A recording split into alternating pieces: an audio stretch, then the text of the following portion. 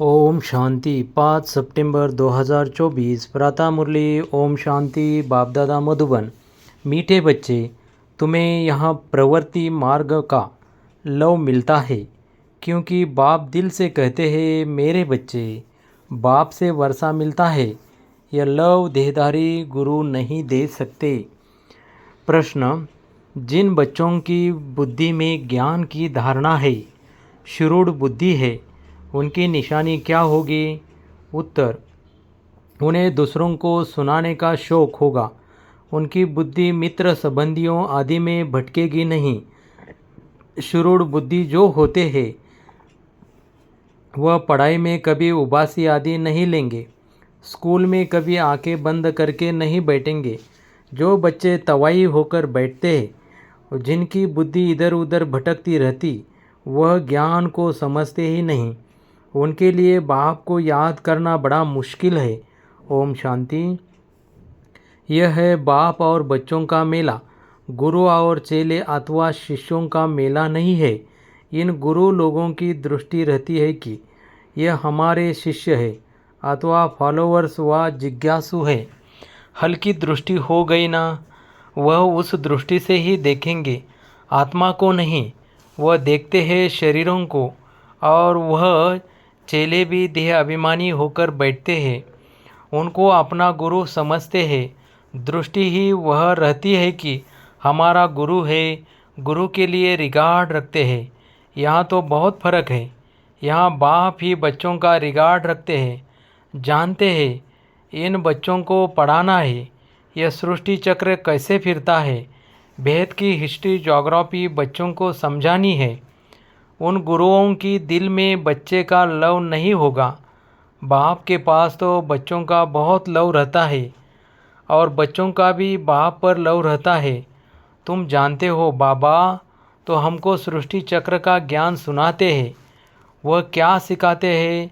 आधा कल्प शास्त्र आदि सुनाते, भक्ति के कर्म कांड करते, गायत्री संध्या आदि सिखाते रहते हैं। यह तो बाप आया हुआ है, अपना परिचय दे रहे हैं। हम बाप को बिल्कुल नहीं जानते थे, सर्वव्यापी ही कह देते थे। कभी भी पूछो परमात्मा कहाँ है, तो जट कहेंगे वह तो सर्वव्यापी है। तुम्हारे पास मनुष्य जब आते हैं तो पूछते हैं यहाँ क्या सिखाया जाता है? बोलो हम राजयोग सिखाते हैं, जिससे तुम मनुष्य से देवता अर्थात राजा बन सकते हो। और कोई सत्संग ऐसा नहीं होगा जो कहे हम मनुष्य से देवता बनने की शिक्षा देते हैं। देवताएं होते हैं सतयुग में, कलयुग में है मनुष्य। अब हम तुमको सारे सृष्टि चक्र का राज समझाते हैं, जिससे तुम चक्रवर्ती राजा बन जाएंगे। और फिर तुमको पावन बनने की बहुत अच्छी युक्ति बताते हैं। ऐसी युक्ति कभी कोई समझा न सके। यह है सहज राजयोग। बाप है पतित पावन, वह सर्वशक्तिवान भी है, तो उनको याद करने से ही पाप भस्म होंगे। क्योंकि योग अग्नि है ना, तो यहाँ नई बात सिखलाते हैं। यह ज्ञान मार्ग है। ज्ञान सागर एक ही बाप होता है। ज्ञान और भक्ति अलग अलग है। ज्ञान सिखाने लिए बाप को आना पड़ता है, क्योंकि वही ज्ञान का सागर है। वह खुद आकर अपना परिचय देते हैं कि मैं सबका बाप हूँ। ब्रह्मा द्वारा सारी सृष्टि को पावन बनाता हूँ। पावन दुनिया है सतयुग, पतित दुनिया है कलयुग। तो सतयुग आदि कलयुग अंत का यह है संगम युग। इनको लीप युग कहा जाता है। इसमें हम जंप मारते हैं। कहाँ पुरानी दुनिया से नई दुनिया में जंप मारते हैं। वह तो सीढ़ी से आहिस्ते आहिस्ते नीचे उतरते आए। यहाँ तो हम छीछी दुनिया से नई दुनिया में एकदम जंप मारते हैं, सीधा चले जाते हैं ऊपर। पुरानी दुनिया को छोड़ हम नई दुनिया में जाते हैं। यह है भेद की बात। भेद की पुरानी दुनिया में ढेर मनुष्य है, नई दुनिया में तो बहुत थोड़े मनुष्य होते हैं, जिसको स्वर्ग कहा जाता है। वहाँ सब पवित्र रहते हैं। कलयुग में है सब अपवित्र। अपवित्र रावण बनाते हैं। यह तो सबको समझाते हैं कि तुम अब रावण राज्य अथवा पुरानी दुनिया में हो। असल में राम राज्य में थे, जिसको स्वर्ग कहा जाता था। फिर कैसे 84 का चक्र लगाकर नीचे गिरे हो, सो तो हम बता सकते हैं। जो अच्छी समझदार होंगे वह झट समझेंगे, जिसको बुद्धि में नहीं आएगा वह तो तवाई के मिसल इधर उधर देखते रहेंगे, अटेंशन से सुनेंगे नहीं। कहते हैं ना, तुम तो जैसे तवाई हो। सन्यासी लोग भी जब कथा बैठ सुनाते हैं तो कोई झटका खाते हैं या अटेंशन और तरफ रहता है तो अचानक उनसे पूछते हैं क्या सुनाया। बाप भी सबको देखते रहते हैं, कोई तवाई तो नहीं बैठे हैं। अच्छे शुरूढ़ बच्चे जो होते हैं वह चढ़ाई में कभी उबासी आदि नहीं लेंगे। स्कूल में कभी कोई आंखें बंद करके बैठे, यह तो कायदा नहीं। कुछ भी ज्ञान को समझते नहीं। बाप को याद करना उनके लिए बड़ा मुश्किल है। फिर पाप कैसे कटे। शुरूढ़ बुद्धि तो अच्छी रीति से धारणा कर औरों को सुनाने का शौक रखते हैं। ज्ञान नहीं है तो बुद्धि मित्र संबंधियों के तरफ भटकती रहती है। यहाँ तो बाप कहते हैं और सब कुछ भूल जाना है, पिछाड़े में कुछ भी याद न आए। बाबा ने सन्यासियों आदि को देखा हुआ है जो पक्के ब्रह्मज्ञानी होते हैं। सवेरे ऐसे बैठे बैठे ब्रह्मा महतत्वों को याद करते करते शरीर छोड़ देते हैं। उनके शांति का प्रवाह बहुत होता है। अब वह ब्रह्मा में लीन तो हो न सके, फिर भी माता के गर्भ से जन्म लेना पड़ता है। बाप ने समझाया है, वास्तव में महात्मा तो श्री कृष्ण को कहा जाता है। मनुष्य तो बिगर अर्थ समझे ऐसे ही कह देते हैं। बाप समझाते हैं, श्री कृष्ण है संपूर्ण निर्विकारी, परंतु उनको सन्यासी नहीं देवता कहा जाता है। सन्यासी कहना व देवता कहना उनका भी अर्थ है। ये देवता कैसे बना? सन्यासी से देवता बना। बेहद का सन्यास किया, फिर चले गए नई दुनिया में। वह तो हद का सन्यास करते हैं, बेहद में जा न सके, हद में ही पुनर्जन्म लेना पड़े। विकार से बेहद का मालिक बन न सके, राजा रानी कभी बन न सके, क्योंकि उनका धर्म ही अलग है। सन्यास धर्म देवी देवता धर्म नहीं है। बाप कहते हैं, मैं अधर्म विनाश कर देवी देवता धर्म की स्थापना करता हूँ। विकार भी अधर्म है ना, इसलिए बाप कहते हैं इन सब का विनाश और एक आदि सनातन देवी देवता धर्म की स्थापना करने मुझे आना पड़ता है। भारत में जब सतयुग था तो एक ही धर्म था, वही धर्म फिर अधर्म बनता है। अब तुम फिर से आदि सनातन देवी देवता धर्म स्थापन कर रहे हो। जो जितना पुरुषार्थ करेंगे उतना ऊंच पद पाएंगे। अपने को आत्मा निश्चय करना है। भला गृहस्थ व्यवहार में रहो, उसमें भी जितना हो सके उठते बैठते ये पक्का करो। जैसे भक्त लोग सवेरे उठकर एकांत में बैठ माला जपते हैं, तुम तो सारे दिन का हिसाब निकालते हो।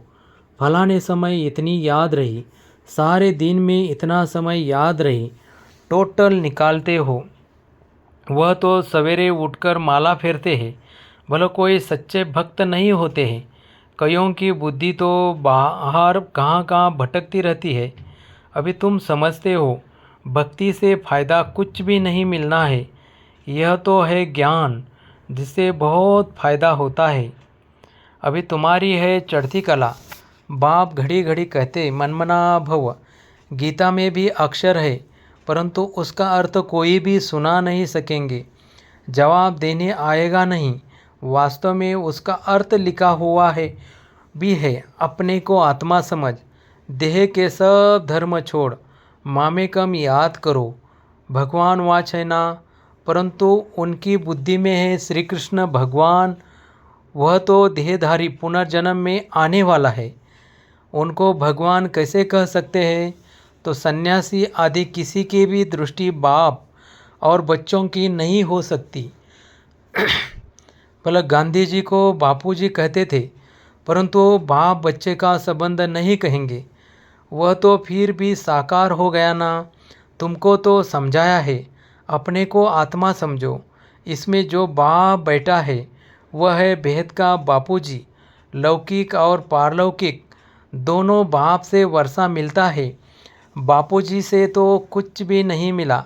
अच्छा, भारत की राजधानी वापस मिली, परंतु यह वर्षा तो नहीं कहेंगे। सुख मिलना चाहिए ना।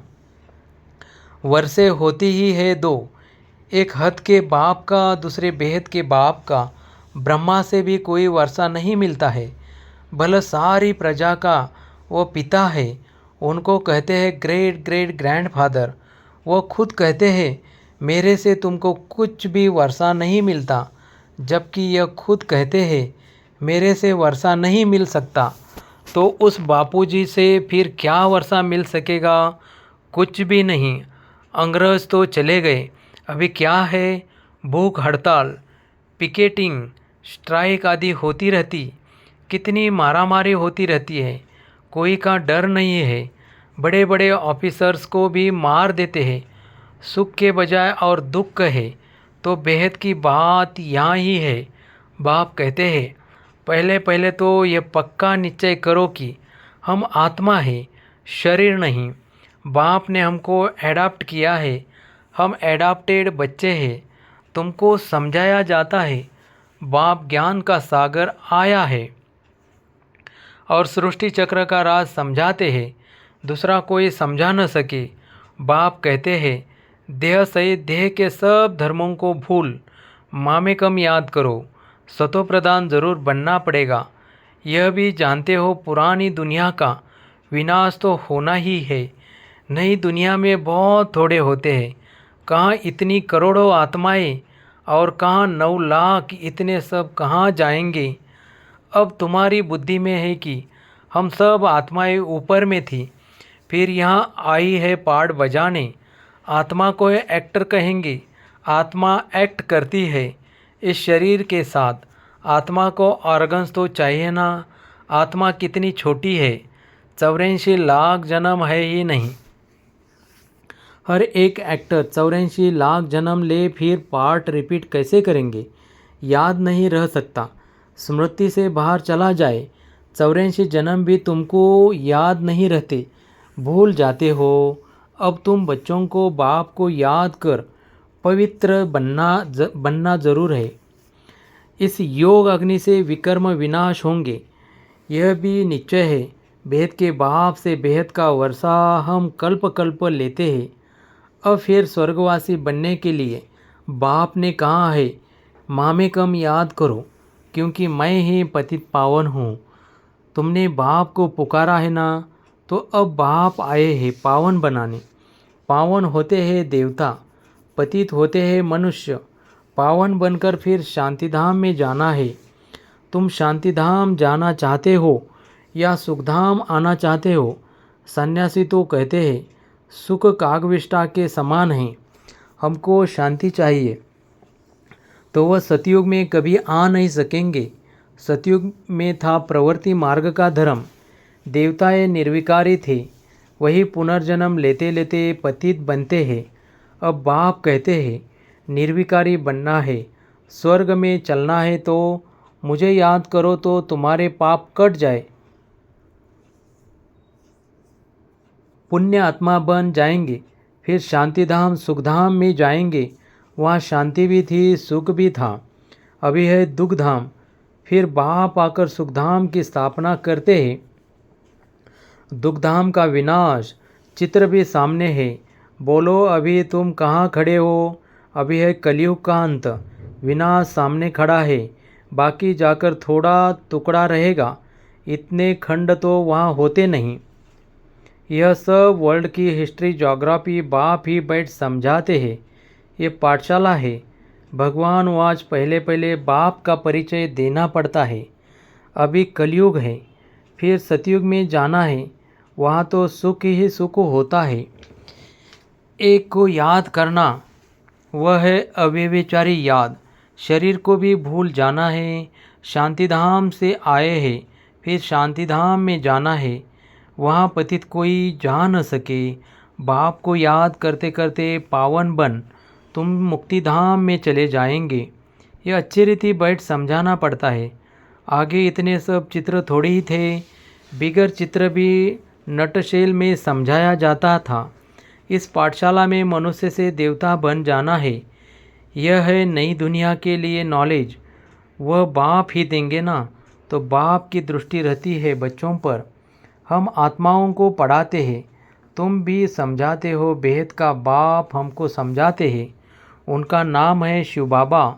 सिर्फ बेहद का बाबा कहने से भी मूंझ जाएंगे, क्योंकि बाबाएँ भी बहुत हो गए हैं। म्यूनसिपाल्टी के मेयर को भी कहते हैं बाबा। बाप कहते हैं मैं इसमें आता हूँ तो भी मेरा नाम शिव ही है। मैं इस रथ द्वारा तुमको नॉलेज देता हूँ।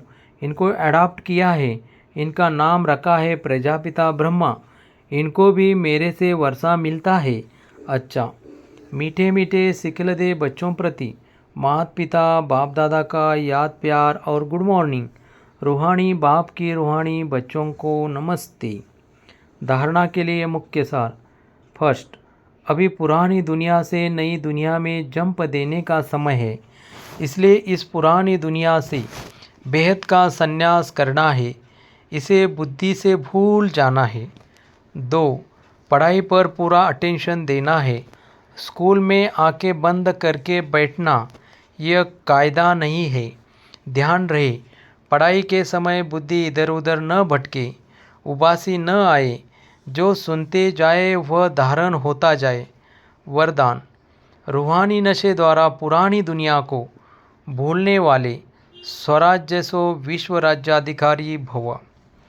संगम युग पर जो बाप के वर्षे के अधिकारी है, वही स्वराज्य और विश्व राज्याधिकारी बनते हैं। आज स्वराज्य है, कल विश्व का राज्य होगा। आजकल की बात है। ऐसी अधिकारी आत्मा रूहानी नशे में रहती है और नशा पुरानी दुनिया सहज भुला देता है। अधिकारी कभी कोई वस्तु के, व्यक्ति के, संस्कार के अधीन नहीं हो सकते। उन्हें हद की बातें छोड़नी नहीं पड़ती, स्वतः छूट जाती है।